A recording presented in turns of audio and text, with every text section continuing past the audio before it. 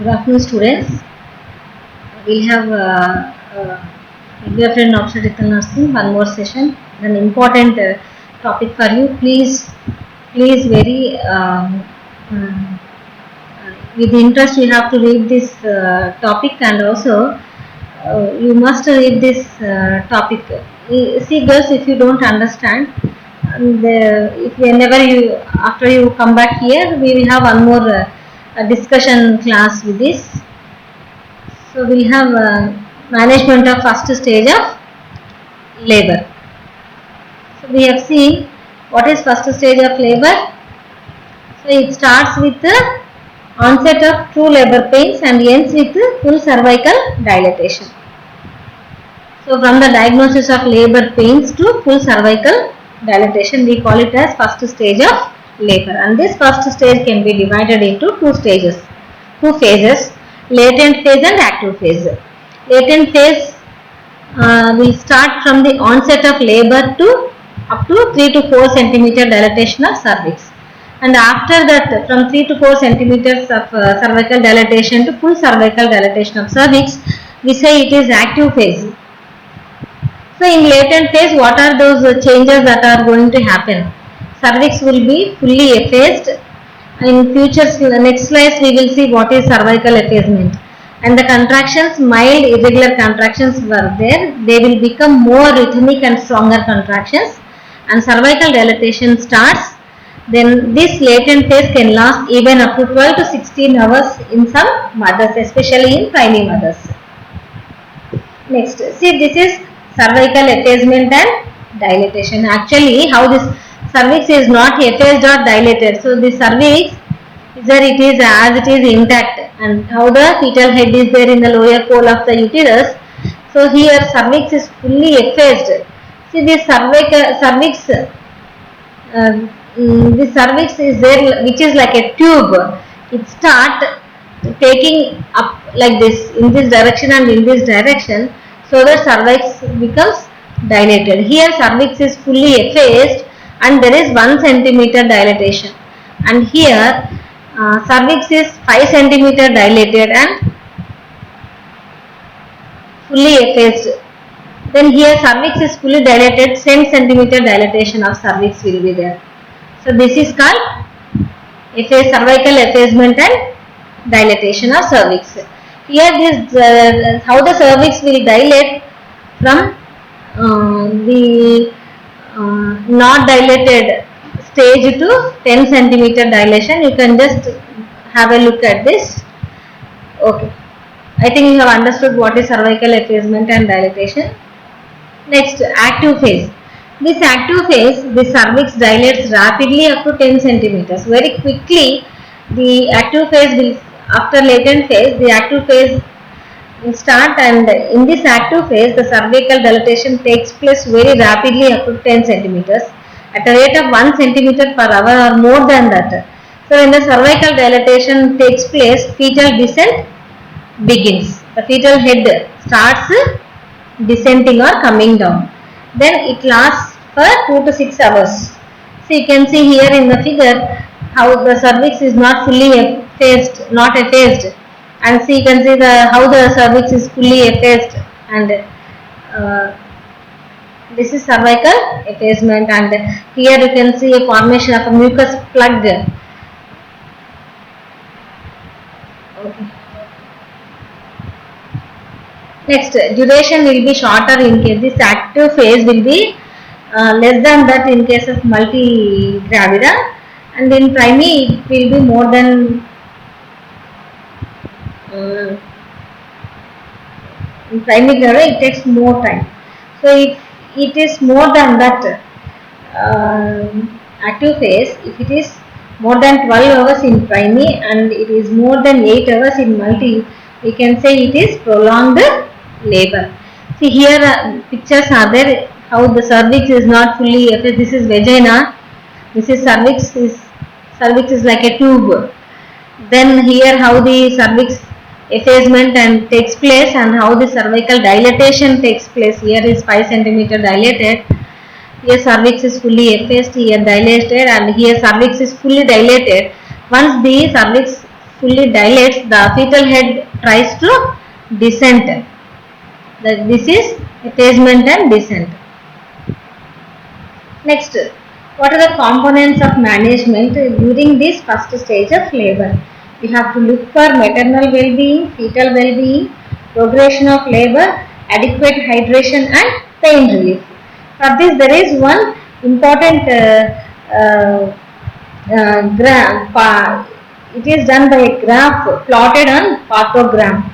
We call it as a partogram. This can be maintained, and we can easily identify by maintaining this or by following this partogram. We can easily identify whether there is any harm to the mother, or fetal well-being is there, maternal well-being is there, or needs any intervention that is necessary for the mother, or the mother can normally have a normal labor. All these things can be identified by partogram. Now we will see, next things we will see how this partogram will be maintained. This partogram is a graphical presentation of the progress of labor, and we can easily monitor active phase of first stage. You know what is active phase, and instant visual assessment of maternal fetal well-being and progression of labor is possible through partogram. We will see how the partogram is helpful.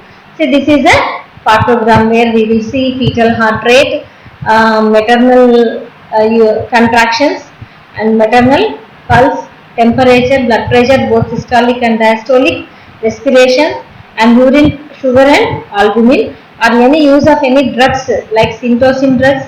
Any drugs can be that are administered to the mother can be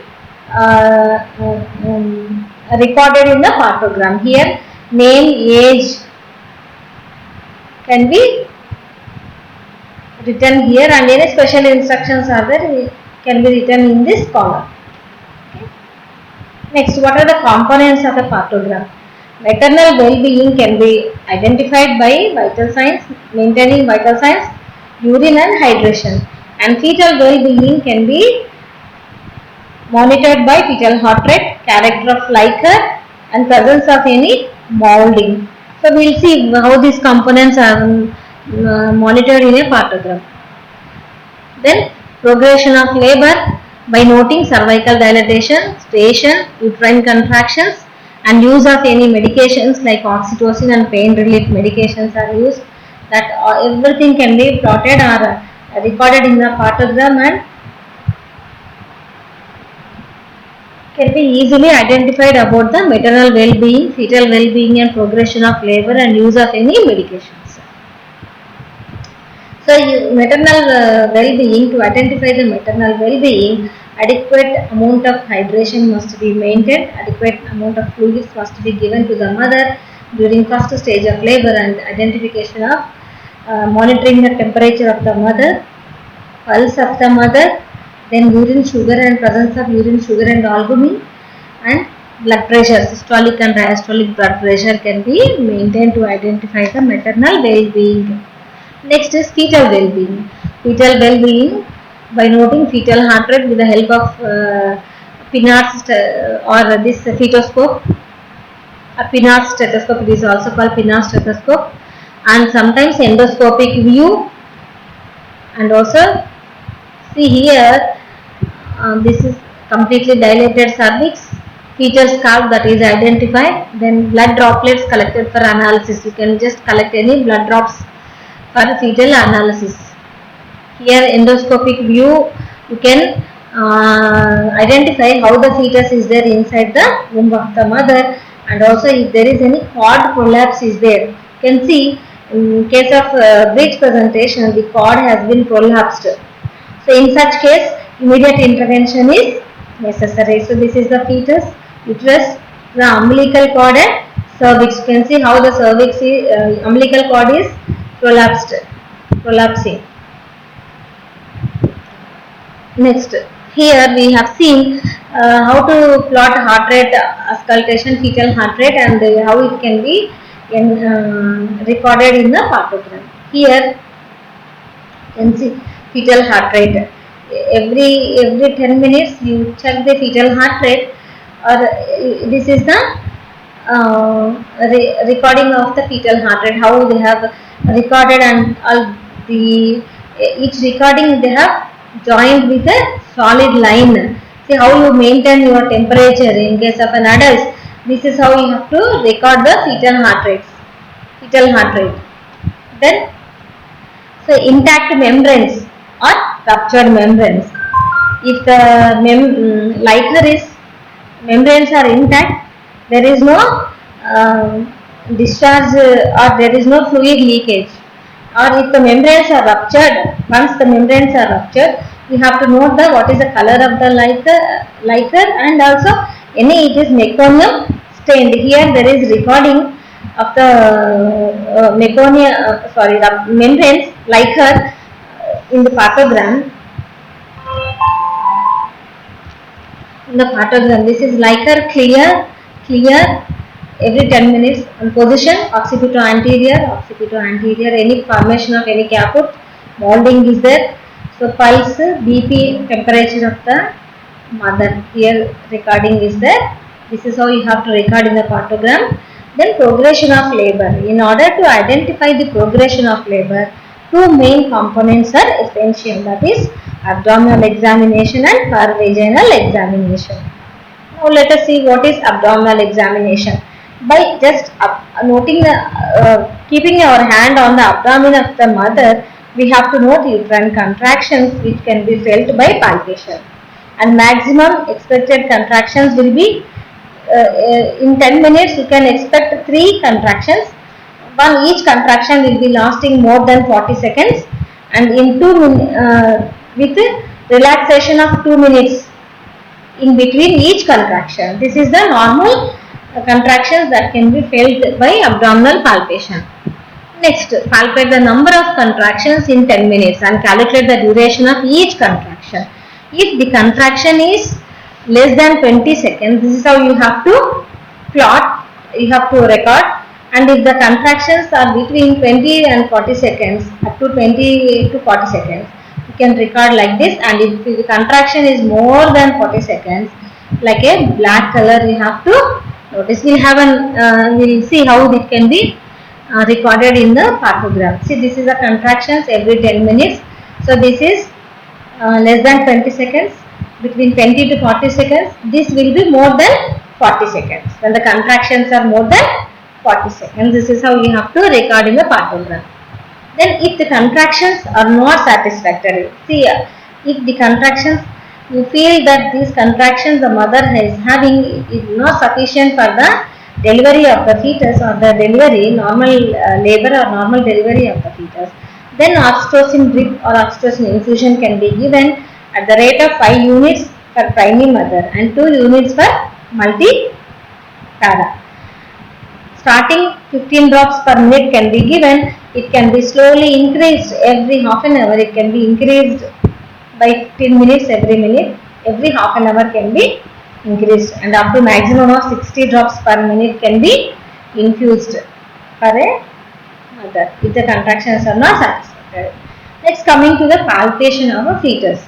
To detect progressive descent of head is there or not and expressed in 1/5 every 1/5. In the first figure you can see head is mobile above the symphysis pubis. If you just keep your hand on the symphysis pubis and if you just move it with the right hand, you can just see that head is mobile or movable.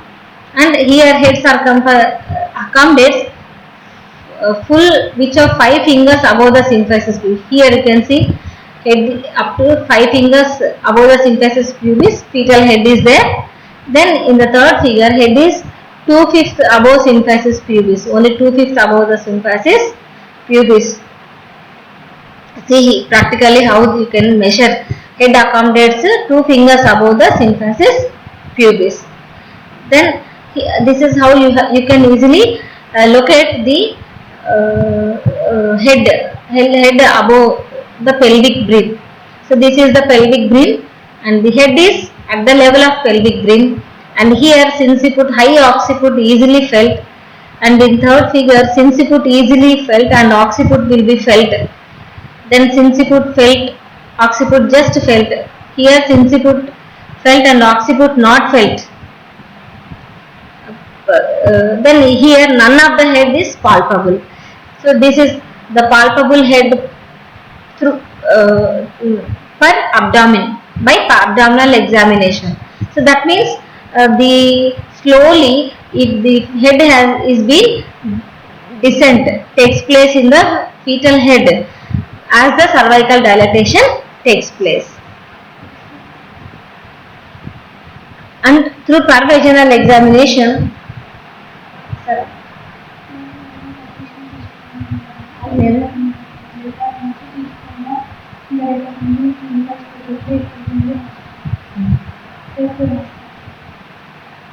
హెచ్కోడ్ని అడగండి. నేను మాట్లాడదామంటే ఇందాక lunch చేసి rest తీసుకుంటాను.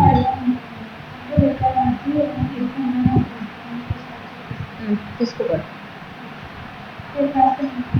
రేపు morning రాస్తారు 10 to 1. Sorry ma. So next is the pervaginal examination. This examination must be limited as far as possible but routinely done every 4 hours. For every 4th hourly pervaginal examination can be done and the progress of labor or the descent of the fetus can be identified. It is very important to determine progression of the labor. In case of pervaginal examination, 4 main things has to be checked, that is cervical dilatation, effacement, descent and molding of the fetal head. We will see cervical dilatation. It is 2 important indicators lines that are marked in partogram. I have already told you cervical dilatation also must be marked or plotted in partogram or recorded in partogram. When you just after noting each time you do notice the cervical dilatation, if you just note in the partogram, if you just join all the cervical dilatation, all the plotted dots, you will get 2 lines, that is alert line and action line. Alert line, a line drawn at the end of latent phase demonstrating progress of 1 centimeter dilatation per hour. And action line, it is a line drawn parallel and 4 hours to the right of alert line. We will see how this can be. Right. So this is how this alert line and action line and how the cervical dilatation is plotted. Okay. Next, descent. See these 2 are the ischial spines. When the fetal descent takes place, when the biparietal diameter of the fetus is at the level of the ischial spines, we say the station is 0. When it is above 1 centimeter, we will say -1 station. If it is 2 centimeters above the ischial spines, we say -2 station. If it is 3 centimeters, it is -3 station. In the same way, when the biparietal diameter of the fetal head is 1 centimeter below the ischial spines, we say the station is +1, and 2 centimeters is below the ischial spines, it is +2 station. If it is 3 centimeters below the ischial spines, we say it is station 3. It is almost fetal head will be delivered. Okay girls. Next, molding. This is nothing but overlapping of skull bones. The fetal bones are very are joined through sutures. We have seen when we have discussed our fetal skull, I told you about sutures and what is the importance of sutures. See here, when the bones are separated, it is 0, and when bones are touching, that can be separated, it is plus. When bones overlap, we say plus plus, and when bones are overlapping severely, we say plus plus plus 3 plus we say. So you can see here there is a picture of showing molding, how the molding has taken place. So this is how the shape will be accommodated. See, this molding, it is a very important factor. This molding helps in delivery of the fetal head. See, when the delivery of the is concerned, as far as the delivery or normal labor is concerned, the largest part of the fetus is the fetal head. This fetal head, the molding takes place in fetal head so that the fetal head can be easily passed through the cervix, which is 10 centimeter dilated. Next is, how can we say that there is abnormal progression of labor or there is no progression of labor? In case in stage, first stage or latent phase, the latent phase will be prolonged and primary dysfunctional labor will be there, secondary arrest will be there. Now we will see how this will happen. So prolonged latent phase. This latent phase we have seen in latent phase starts from onset of true labor pains to up to 3 to 4 centimeters dilatation. This phase will be in primary mother. It will be more than 14 to 16 hours. In case of multipara or multigravida, it will be more than 8 to 10 hours. Then we say it is prolonged latent phase. Then the mother will have poor uterine contractions. The possibilities for prolonged latent phase will be occipito-posterior position of the fetus, cephalopelvic disproportion. That means there is a disproportion between the fetal head and the pelvis of the mother. We call it as cephalopelvic disproportion. Cervical dystocia, then is obstruction at the cervix level. We say it is cervical dystocia, and uterine dysfunction. Uterine dysfunction is nothing but the mother will have very no strong contractions will be there from the uterus for further progression of labor. So this is alert line and this is action line. So when you just plot the findings, just you can see it is prolonged latent phase. So this is the indication for referring the case to higher institutions, or when if at all you are working in a primary health center level, or it is by noting this prolonged latent phase, the doctor will have next what to do. The doctor can take decision of next what she can do. Next is primary dysfunctional labor. Slow progression in active phase will be there. It falls to right of action line. We will see how it falls. Then possibilities may be uterine inertia, which are ineffective uterine contractions, malposition, which is the second most common cause of primary dysfunctional labor, and cephalopelvic disproportion. If these possibilities are there, there will be primary dysfunctional labor. See this how this is alert line and action line. How this the graph falls over the action line, which says prolonged active phase. Next is secondary arrest. Progression of normal in latent and early active phase and arrest of cervical dilatation during late active phase. We say it is secondary arrest. So in up to latent phase, progression of normal labor will be there normally, and in early active phase and arrest of cervical dilatation during the late active phase, then we say it is secondary arrest. No cervical dilatation will be there up to 2 hours at any point beyond 6 centimeter dilatation. See, once the cervix is 6 centimeter dilated and further there is no cervical dilatation up to more than 2 hours, then we say if there is some secondary arrest will be there.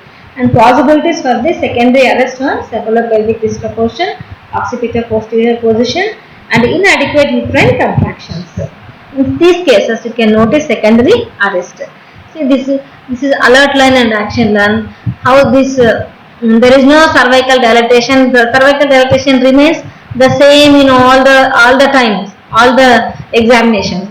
So we can say arrest in active phase is there, which is due to secondary arrest, which is called secondary arrest. So next is the management of pain. There are pharmacological management and non-pharmacological management. Non-pharmacological management is through psychoprophylaxis, psychotherapy, and certain physical methods. See, in case of non-pharmacological methods, psychoprophylaxis, you can provide some psychotherapy to the mother in order to tolerate the pain, and also certain physical methods like different positions can be instituted for the mother to reduce pain. Then pharmacological management. Actually, this pharmacological management is contraindicated. But in some of the mothers who can't tolerate even small pain, they can be given some drugs to reduce pain, like not actually to reduce pain but to mask pain, like Petidin 1 milligrams per kg in case of primary when cervix is 3 centimeters, and second dose can be given after 4 hours of first dose. And in case of multigram, a single dose when cervix is 3 centimeters dilated can be given. This Petidin can be given. And morphine also can be given 10 milligrams subcutaneous or intramuscularly. And this morphine is preferred in mothers who are having heart diseases. Next, nitrous oxide gas, ethylene oxide, gaseous form of pharmacological therapy can be given with nitrous oxide gas, which is mixed with oxygen 1:1, and it can be given via face mask. Okay, actually this pain should not be given, but in some of the mothers, see in Western countries usually they won't like to tolerate pain. That is why those people will be prefer this pharmacological management of pain. Okay, girls. So this is the management of first stage of labor. In next sessions we will see nursing management in first stage of labor.